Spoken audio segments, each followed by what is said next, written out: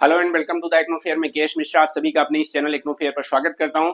जी हां, भारत एकमात्र ऐसा देश बन गया है जिसमें अब संविधान दिवस यानी कॉन्स्टिट्यूशन डे के साथ साथ संविधान हत्या दिवस यानी कॉन्स्टिट्यूशन मर्डर डे भी मनाया जाएगा। ठीक है, संविधान दिवस जो कॉन्स्टिट्यूशन डे है वो हम इसलिए मनाते हैं क्योंकि हमारा जो संविधान है वो 26 नवंबर 1949 को बन के कंप्लीट हुआ था और साथ में अडॉप्ट किया गया था हम लोगों के द्वारा। ठीक है, इसीलिए हम 26 नवंबर को संविधान दिवस या कॉन्स्टिट्यूशनल डे मनाते हैं।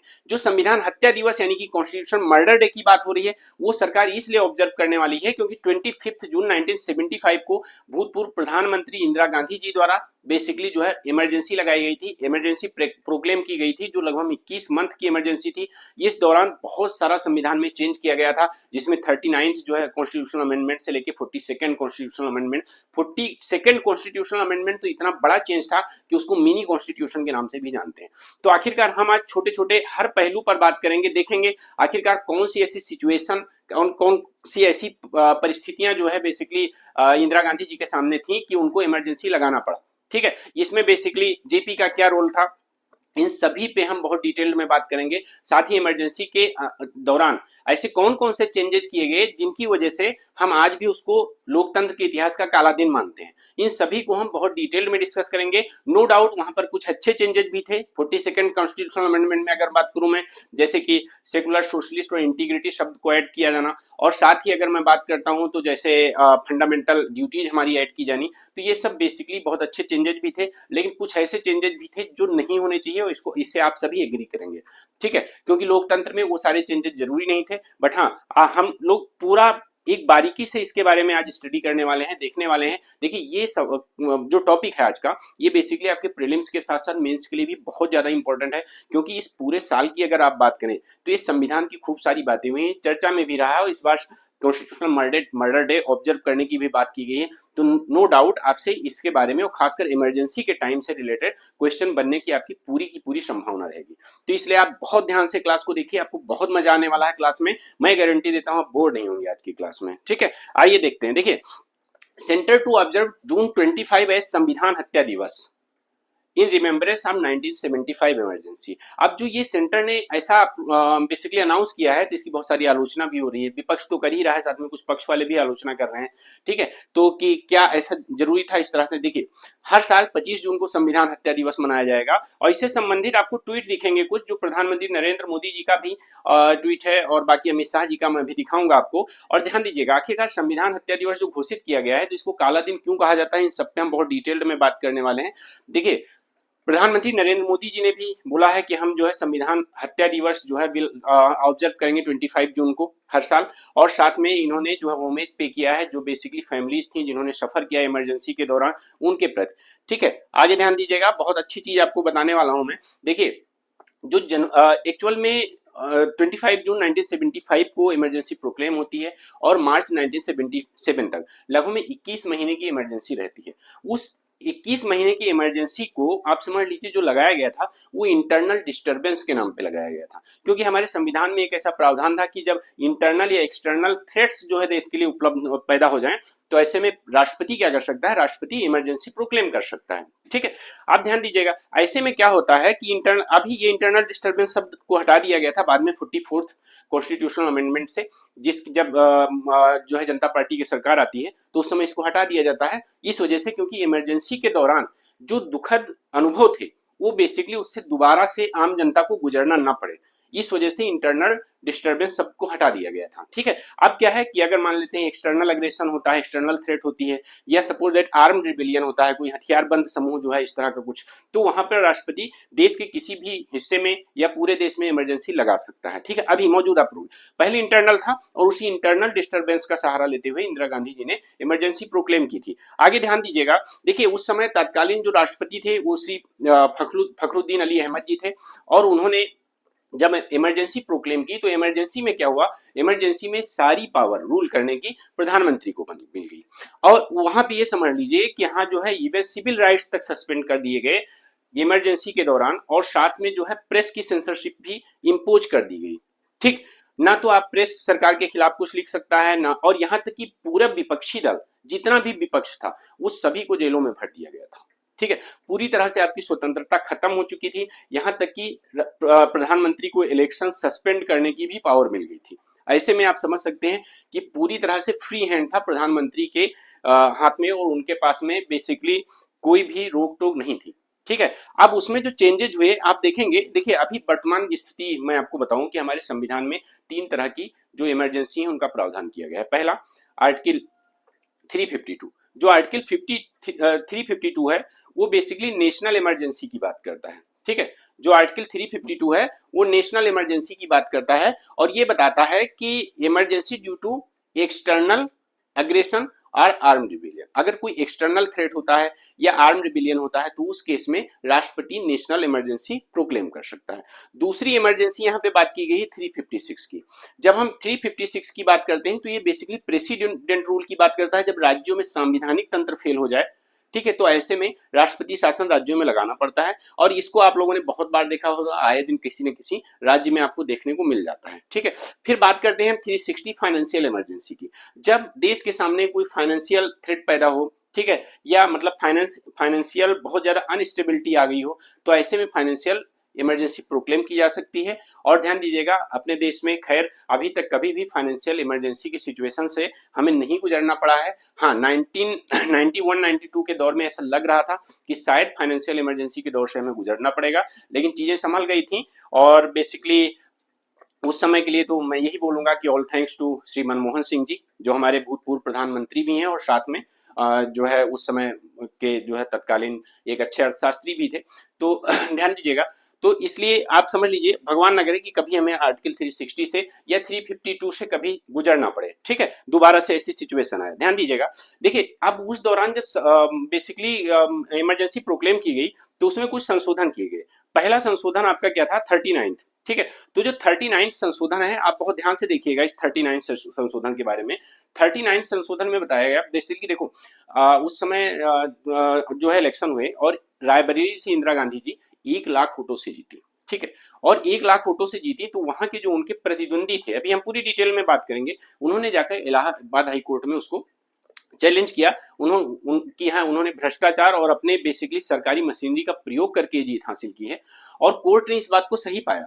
ठीक है, कोर्ट ने इस बात को सही पाया और कोर्ट ने क्या किया, बेसिकली उनके खिलाफ में निर्णय दिया, और निर्णय देने के कारण जो है उनकी सांसद रहने की जो योग्यता थी उसको खत्म कर दिया, और आने वाले 6 साल तक चुनाव लड़ने से भी उनको मना कर दिया। ऐसे में क्या हुआ, बेसिकली ये इमरजेंसी, ये जो संशोधन था वो संशोधन क्या किया गया, आप बहुत ध्यान से देखिएगा कि संशोधन किया गया कि राष्ट्रपति, उपराष्ट्रपति, प्रधानमंत्री और लोकसभा अध्यक्ष, इनके विवादों का जो निपटारा है वो बेसिकली न्यायपालिका के क्षेत्राधिकार में आता ही नहीं है। ऐसा संशोधन कर दिया गया। अब बताइए, अब आप इलेक्शन में कुछ भी करें, ठीक है, लेकिन क्या होता है कि उस समय कोर्ट कुछ नहीं कर सकता, क्योंकि आपने उस सारे विवादों को कोर्ट के अधिकार क्षेत्र से बाहर कर दिया। ठीक, तो इसका मतलब कि जो कोर्ट का निर्णय है वो लागू नहीं होता। अब समझिएगा बात को। और दूसरा क्या है, इसके बाद में क्या हुआ, ये भी सुनिश्चित किया गया, उसी में ये चेंज किए गए कि जो इस तरह के विवाद हैं, उन इस तरह के विवादों का जो निपटारा होगा वो संसद के द्वारा जो गठित एक ट्रिब्यूनल होगा वही करेगा। अब ये बताओ, सरकार जिसकी है, जो संसद में बहुमत बेसिकली लोकसभा में वही उसी की है, तो जो लोकसभा के द्वारा समिति बनाई जाएगी उसमें ऑब्वियस सी बात है उसी के मेंबर रहेंगे, तो प्रधानमंत्री को क्लीन चिट देते ही देते। और साथ ही कुछ जो 9th शेड्यूल था उसमें भी कुछ जो है केंद्रीय नियमों को जोड़ा गया था। इसके बाद आता है आपका 42nd कॉन्स्टिट्यूशनल अमेंडमेंट। अगर मैं 42nd कॉन्स्टिट्यूशनल अमेंडमेंट की बात करूं तो एक्चुअल में इसमें 2-3 अच्छी चीजें भी थी, जैसे कि स्वर्ण सिंह समिति की सिफारिशों को इसमें शामिल किया गया, फंडामेंटल ड्यूटीज के रूप में इसमें शामिल किया गया, जिनको संविधान के में फोरे में जोड़ा गया। ठीक है, फोरे में जोड़ा गया, ध्यान दीजिएगा, भाग फोरे में इसको जोड़ा गया नागरिकों के कर्तव्यों को। और साथ ही एक जानते हो, एक ऐसा चेंज किया गया जो एक्चुअल में नहीं होना चाहिए था, क्योंकि राष्ट्रपति जो है, राष्ट्रपति अपने यहाँ देश का देखा जाए तो प्रमुख होता है, नाम मात्र का ही सही, लेकिन हाँ देश का प्रमुख है। ठीक है, और जितने एग्रीमेंट किए जाते हैं वो सभी क्या होता है, राष्ट्र संधियां की जाती है, ट्रीटी की जाती है, और राष्ट्रपति के नाम पे ही की जाती है। अब इसमें क्या किया गया कि राष्ट्रपति को कैबिनेट की सलाह मानने के लिए बाध्य कर दिया गया। हालांकि बाद में 44th अमेंडमेंट के द्वारा इसको रिपील किया जाता है और ये कहा जाता है चलो राष्ट्रपति है वो, तो कम से कम एक बार तो उसको अनुमति होनी चाहिए कि हाँ भाई ऐसा करिए, आप जो है दोबारा कंसीडर करिए। तो राष्ट्रपति कैबिनेट की सलाह को एक बार रिकंसीडर करने के लिए कह सकता है, ऐसा 44th अमेंडमेंट से किया गया।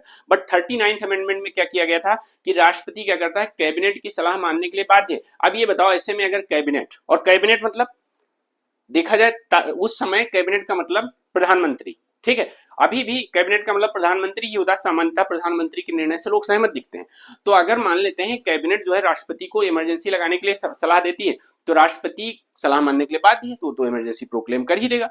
अब कम से कम मौजूदा स्थिति में ऐसा है कि अगर ऐसी कोई सिचुएशन आती है तो राष्ट्रपति को उचित नहीं लगता है, तो राष्ट्रपति एक बार रिकंसीडर करने के लिए कह सकती है। और सबसे मेन चीज जानते हैं इसमें क्या किया गया था, मैं आपको बता रहा हूं कि इसमें इतने बड़े चेंजेस इसके बारे में 42nd कॉन्स्टिट्यूशनल अमेंडमेंट में किए गए कि इसको आज भी हम एक मिनी कॉन्स्टिट्यूशन के नाम से जानते हैं। इतिहास में अगर देखे जाएं तो संविधान में सबसे बड़े चेंजेस थे, और भी बहुत कुछ महत्वपूर्ण चेंजेस। जानते हो क्या था? देखो, पहली चीज, बाकी जो थे वो ज्यादा मतलब इस हिसाब से इंपॉर्टेंट नहीं थे कि उनको जो हम लोग पढ़ रहे हैं कि संविधान हत्या दिवस या कॉन्स्टिट्यूशनल मर्डर डे, तो कैसे कॉन्स्टिट्यूशन का मर्डर किया गया था ये आपके लिए जानना। उसके कुछ पॉइंट्स, संवैधानिक जो संशोधन है उसको जुडिशियल रिव्यू से बाहर कर दिया गया 42nd अमेंडमेंट से। मतलब अब आप संसद कोई भी संवैधानिक संशोधन कर दे, उसको न्यायपालिका उसका जेआर नहीं कर सकती, उसको रिव्यू नहीं कर सकती। ऐसे में आप कुछ भी करिए, आपके ऊपर से बेसिकली जो है पूरा का पूरा जो एक कंट्रोल था न्यायपालिका का वो खत्म हो गया। ठीक, अब ध्यान दीजिएगा। और साथ ही एक और काम किया गया, जो सुप्रीम कोर्ट जिसमें आर्टिकल 32 के तहत रिट पिटीशन जाती है, हाई कोर्ट जिसमें आर्टिकल 22 to 6 के तहत जो है रिट पिटीशन आप डाल सकते हैं, उसके क्षेत्राधिकार में भी कटौती कर दी गई। ठीक है, साथ ही लोकसभा और राज्यसभा के कार्यकाल को 5 वर्ष से बढ़ा के 6 वर्ष कर दिया गया, जिससे देश में चुनाव ना कराए जाए भी। ठीक है, साथ ही राष्ट्र विरोधी जो गतिविधियां हैं उनसे निपटने के लिए संसद को पूरी तरह से शक्ति दे दी गई। संसद कोई भी कानून बना सकता है, और चाहे वो भले ही मौलिक अधिकारों का हनन कर रहे हो, लेकिन वो कानून उससे प्रभावित नहीं होंगे। अभी क्लास में बहुत कुछ है, आप रुकिएगा, जाइएगा नहीं। ठीक है, देखिए मेरी जो करंट अफेयर की क्लास है वो डेली सुबह होती है, जिसमें मैं न्यूज एनालिसिस आपका दी हिंदू, इकोनॉमिक्स टाइम्स और साथ में इंडियन एक्सप्रेस, जनसत्ता एक्सप्रेस, इस सभी का न्यूज एनालिसिस मैं आपके सामने लेकर आता हूं। साथ ही इंडियन इकोनॉमी का मेरा फाउंडेशन बैच है, जो कंप्लीट फाउंडेशन बैच है, उसमें आप जो भी एडमिशन लेना चाहें रात में होता है। रिकॉर्डेड क्लास अभी सभी पढ़ी हैं, आपको मिल जाएंगी। प्रॉपर नोट्स तैयार कराए गए हैं, और जो है आई थिंक 58 या शायद 60 के आसपास क्लासेज होंगी। अभी 5-6 क्लासेज और बची हैं जो होनी है, तो आप लोग एडमिशन ले सकते हैं इसमें। ठीक है, और साथ ही ये कहना चाहूंगा कि आप सभी लोग चैनल को सब्सक्राइब करें, बेल आइकन को दबाना तो आप बिल्कुल भी मत भूलें, किसी भी तरह से बेल आइकन को दबाना मत भूलें, क्योंकि बेल आइकन जब आप दबाएंगे तो आपको सारे अपडेट्स, मेरी इस क्लास से संबंधित, इस चैनल से संबंधित सारे अपडेट्स आपको मिलते रहेंगे। ठीक है, और मेरे टेलीग्राम चैनल से जरूर जुड़ें। नीचे देखिए IGNOU fair by KS sir के नाम से जो आपको रेड कलर में दिख रहा है, तो इसी में जो है इसी नाम से आप सर्च कर सकते हैं टेलीग्राम पे। अदरवाइज आप वीडियो में जाएं तो इस वीडियो के डिस्क्रिप्शन में नीचे आपको सारे लिंक मिल जाएंगे, चाहे वो मेरे कोर्स से रिलेटेड हो, मेरी कॉन्टैक्ट से रिलेटेड हो, व्हाट्सएप चैनल हो, टेलीग्राम चैनल हो, ठीक है, सारे आपको इंस्टाग्राम चैनल हो, सब मिल जाएगा। देखिए बात क्या है, इसके बाद 1975 में जो इमरजेंसी लगाने के बाद 25 जून को, 26 जून को प्रधानमंत्री देश के नाम संबोधन देती हैं, उसमें कहती हैं कि एक्चुअल में देश में जिस तरह का माहौल पैदा हो गया है, ठीक है, सेना, पुलिस और अधिकारियों को भड़काया जा रहा है। एक्चुअल में जब कोर्ट का ये डिसीजन आया कि भाई ये सांसद नहीं है, तो अब सांसद के ना रहने की वजह से बेसिकली अगर ये प्रधानमंत्री पद पे बैठी हैं तो वो असंवैधानिक है। और इस वजह से जो जयप्रकाश नारायण हैं, उन्होंने युवाओं को, पुलिस को, अधिकारियों को भड़काया इस चीज के लिए कि आप लोग प्रधानमंत्री का आदेश मानने से मना कर दें। ठीक है, अब ध्यान दीजिएगा, और ये एक बहुत बड़ा कारण और बहुत बना जो है देश में इमरजेंसी लगाने का। तो बेसिकली सेना को, पुलिस को, अधिकारियों को भड़काया जयप्रकाश नारायण ने। तो इन्होंने बताया कि देखो, इन्होंने क्या कहा कि जिस तरह से देश का माहौल एक व्यक्ति के द्वारा बनाया गया है, एक व्यक्ति का इनका तात्पर्य सिर्फ जयप्रकाश नारायण से था, उसमें यह जरूरी हो गया है कि देश में आपातकाल लगाया जाए ताकि देश की एकता और अखंडता सुनिश्चित रह सके, की रक्षा की जाए। ठीक है, और साथ में इन्होंने बताया कि एक्चुअल में भारत एक लोकतांत्रिक देश है और यहाँ एक अधिकार है कि एक चुनी हुई सरकार ही शासन करे, लेकिन जिस तरह देश में परिस्थितियां पैदा हो गई हैं तो राष्ट्रीय आपातकाल की घोषणा करनी पड़ रही है। ठीक है, अब ध्यान दीजिएगा, मैंने आपको राष्ट्रीय, देखिए इस समय आप देख रहे हैं ये है इमरजेंसी, उस समय का दी हिंदू का पेपर। ठीक है, दी हिंदू के पेपर में आप देखिए सबसे ऊपर क्या लिखा हुआ है, चौधरी चरण सिंह गिरफ्तार। देखिए ऊपर चौधरी चरण सिंह गिरफ्तार, मतलब बेसिकली जितने भी विपक्षी थे उन सभी को गिरफ्तार करके जेलों में डाल दिया गया था, चाहे वो जेपी हो, चाहे चौधरी चरण सिंह हो, चाहे बाकी लोग। ठीक है, president proclaims national emergency, security of India threatened by internal disturbance, मतलब इंटरनल डिस्टर्बेंस की वजह से वहां पे इमरजेंसी प्रोक्लेम की गई थी। ठीक है, preventive arrest, press censorship imposed. ठीक है, इस तरह से आप देख रहे हैं कि इमरजेंसी के दौरान किस तरह की घटनाएं हुई आपको मैं बताना चाहूंगा। देखो ये मौका कब बना मैं आपको बताता हूँ। एक्चुअल मैंने आपको इकोनॉमिक्स में पढ़ा है कि देश में क्या हुआ, 14 राष्ट्रीयकृत बैंकों का नेशनलाइजेशन होता है। ठीक है, तो इससे जो बैंक का प्राइवेट बैंक, जैसे बैंकों पर प्राइवेट जो है नियंत्रण रहता था, अमीर घरानों का कब्जा रहता था, तो उनका कब्जा हटा। कब्जा हटने से जो है इस फैसले को बहुत सराहा गया और ये माना गया कि इंदिरा गांधी जी गरीबों के लिए काम कर रही हैं। ठीक है, देखो उसका कारण उस समय क्या था, क्योंकि देखिए जब बैंक प्राइवेट थे तो प्राइवेट बैंकों के माध्यम से, क्योंकि प्राइवेट बैंक किसके लिए काम करेंगे, प्रॉफिट के लिए काम करेंगे, और प्राइवेट बैंकों के माध्यम से गवर्नमेंट की जो स्कीम्स थी, जो योजनाएं थी, उनको सही तरीके से गरीबों तक और ग्रामीण क्षेत्रों तक नहीं पहुंचाया जा पा रहा था। ठीक है, और यह फिर बहुत ज्यादा खर्चा सरकार को करना पड़ता था, क्योंकि प्राइवेट बैंक प्रॉफिट, उनको तो प्रॉफिट के लिए काम करना है। ठीक है, ऐसे में ये जरूरी था कि जो है बैंकों का नेशनलाइजेशन किया जाए, जिससे सरकारी जो योजनाएं हैं वो गरीबों तक और ग्रामीण क्षेत्र तक आसानी से पहुंच सके। कमेंट में आप सभी लोग बताइए कि जो 1969 में 1969 में 14 बैंकों का राष्ट्रीयकरण हुआ था, उनकी पेडअप कैपिटल क्या थी। मैं सिर्फ 1969 के राष्ट्रीयकरण की बात कर रहा हूं, तो उसकी पेडअप कैपिटल क्या थी ये आप कमेंट में बताइए और सबसे मैं जवाब को एक्सपेक्ट करूंगा। ठीक है, आप ध्यान दीजिएगा। तो इसके बाद में दूसरा एक गरीबी हटाओ का नारा दिया। तो गरीबी हटाओ के नारे से क्या हुआ, माना जाने लगा कि इंदिरा गांधी गरीबों की मसीहा है। ठीक है, और ध्यान दीजिएगा वो सिर्फ गरीबों के लिए काम करती हैं। और नतीजा क्या हुआ, 1971 में चुनाव होते हैं और कांग्रेस पार्टी को जबरदस्त बढ़त मिली है। ठीक है, लगभग में 518 सीटों में से 352 सीटें, ठीक है, 518 सीटों में से 352 सीटें कांग्रेस पार्टी को मिलती है। ठीक है, अब ध्यान देना, अब ऐसे में क्या हुआ कि जो है डेफिनेटली बहुत भारी बहुमत से, ठीक है, इंदिरा गांधी जी भी उत्तर प्रदेश से 1 लाख वोटों से जीतती हैं। किससे, उनके प्रतिद्वंदी थे संयुक्त सोशलिस्ट पार्टी के प्रत्याशी जो एक समाजवादी नेता थे, राजनारायण। ठीक है, अब ध्यान देना, राजनारायण इससे मतलब सहमत नहीं रहते हैं और ये कोर्ट चले जाते हैं और इलाहाबाद हाई कोर्ट में जो है इनके खिलाफ चले जाते हैं और बताते हैं कि यहाँ जो है इन्होंने अपनी सरकारी मशीनरी का प्रयोग करके और भ्रष्टाचार के माध्यम से जीत हासिल की है। अब कोर्ट में राजनारायण के वकील उस समय शांति भूषण जी थे, तो उन्होंने जो आरोप लगाया था सरकारी मशीनरी का उपयोग करके, दुरुपयोग करके, और जो है भ्रष्टाचार का आरोप लगा था, एक्चुअल में कोर्ट ने उसको सही पाया। ठीक है, और कोर्ट में उस समय जगमोहन लाल सिन्हा जो है इलाहाबाद हाई कोर्ट के उस पर संबंधित बेंच के जज थे, जो बहुत सख्त माने जाते थे। इवन प्रधानमंत्री को भी उन्होंने बुला लिया और उनको कटघरे में आना पड़ा था। ठीक है, सोचिए।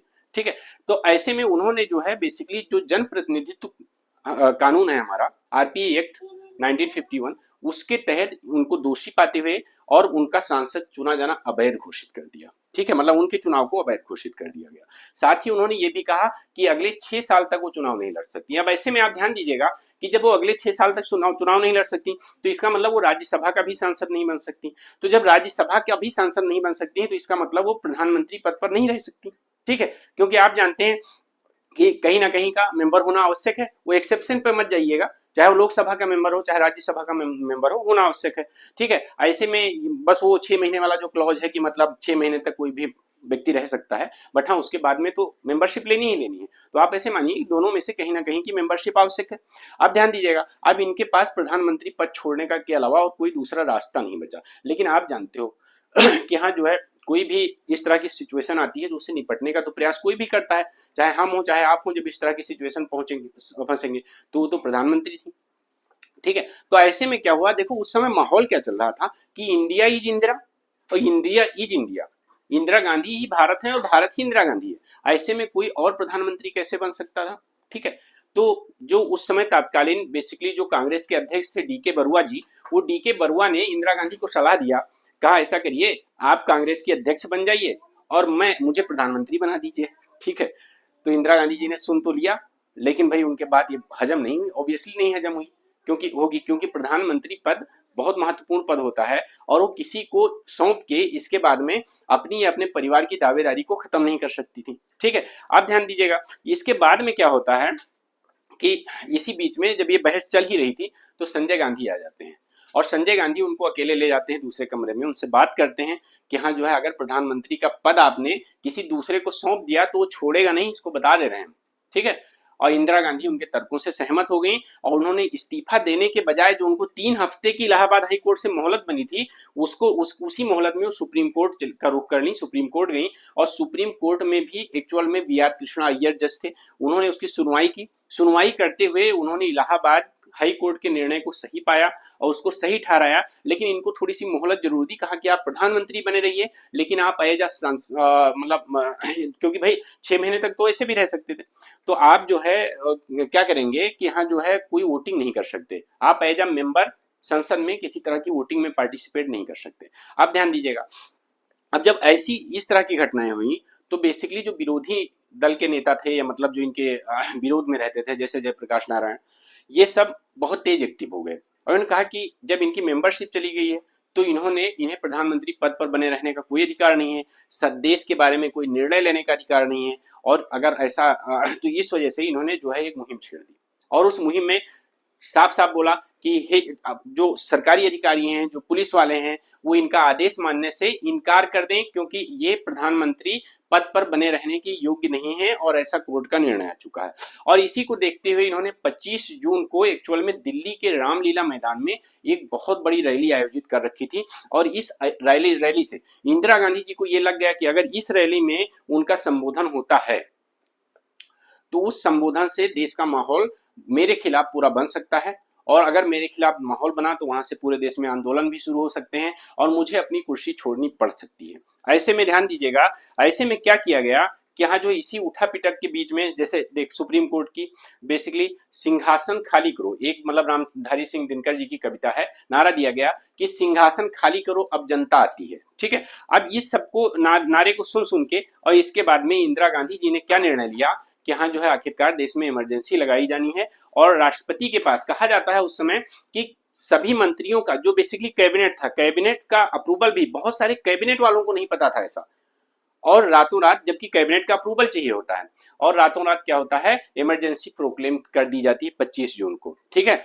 25 जून को जब लग जाती है तो बेसिकली ध्यान दीजिएगा इससे क्या होता है, अब इंदिरा गांधी के क्योंकि इंदिरा गांधी के खिलाफ पूरे छात्र समूह एकजुट हो गया था और इंदिरा गांधी जी संसद में वोट भी नहीं कर सकती थी और इसको लगता था, इनको ये लगा कि अगर मान लेते हैं जेपी इस रैली में इतनी बड़ा जनसैलाब उठाने के लिए मतलब जुटाने के लिए जो है सफल हो जाते हैं तो ऐसे में हो सकता है कि सेना ही आके हमारा तख्ता पलट दे। खैर भारत जैसे देश में ये चीज संभव नहीं है, ठीक है, ये चीज संभव नहीं है, लेकिन इंदिरा गांधी जी ने 25 जून को इमरजेंसी लगाई, 26 जनवरी को अपने राष्ट्र के नाम संदेश दिया और बेसिकली जो मैंने अभी आप पढ़ाया कि यहाँ बताया आपको कि यहाँ जो है ये कहा कि जिस तरह देश का माहौल एक व्यक्ति के द्वारा बनाया गया है, सेना को, पुलिस को और अधिकारियों को भड़काया जा रहा है, ऐसे में जरूरी हो गया है कि देश की अखंडता की रक्षा करने के लिए इमरजेंसी लगाई जाए और ये इमरजेंसी 25 जून 1975 से लेके 21 मार्च 1977 तक रहती है और इस बीच बहुत सारे चेंजेस किए जाते हैं। ठीक है, ध्यान दीजिएगा, तो उम्मीद करता हूं कि आपको इमरजेंसी से संबंधित बहुत सारी चीजें आपको क्लियर हो गई होंगी। ठीक है, और कुछ ऐसा बचा नहीं होगा कि हाँ जो है जो इससे संबंधित आपको समझना चाहिए। तो ये क्लास आपके लिए बहुत ज्यादा इंपॉर्टेंट है, दोस्तों तक भी शेयर करें और साथ ही मेरे चैनल को सब्सक्राइब करें। सब्सक्राइब करने के बाद बेल आइकन जरूर दबाएं। आपको एक चीज और बताना चाहूंगा, ये बहुत छोटे छोटे वीडियोज हैं जो आपके लिए डेली मैं लाता हूं, जिससे जो आपके करंट अफेयर से संबंधित होते हैं, खासकर मेंस पे फोकस्ड होते हैं, जियो पॉलिटिक्स से संबंधित होते हैं, तो इन सभी को आप बहुत अच्छे से देखें। ये सारे वीडियो छोटे छोटे आपको बहुत सारे मिल जाएंगे। इसके अलावा डेली जो करंट अफेयर की क्लास होती है, ये करंट अफेयर क्लास की आपको पूरी प्लेलिस्ट मिल जाएगी, जिसमें आपको 2023 का पूरा करंट अफेयर, 2024 का पूरा करंट अफेयर आपको मिल जाएगा।